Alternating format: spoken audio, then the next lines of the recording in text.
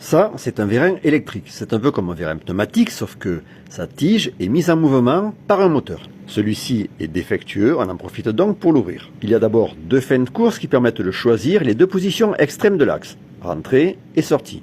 Le réglage se fait par ces deux petites vis sur le côté du vérin. Sur chacune de ces deux vis sans fin est positionné un micro-contact. Pour contrôler en permanence la position du vérin, il y a à son extrémité une rainure dans laquelle vient s'insérer la tige d'un potentiomètre linéaire. On retrouve trois fils comme pour les potentiomètres rotatifs.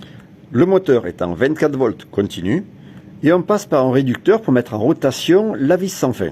C'est elle qui donne un mouvement de translation à la tige du vérin. On récapitule, on a quand même 11 fils sur ce vérin.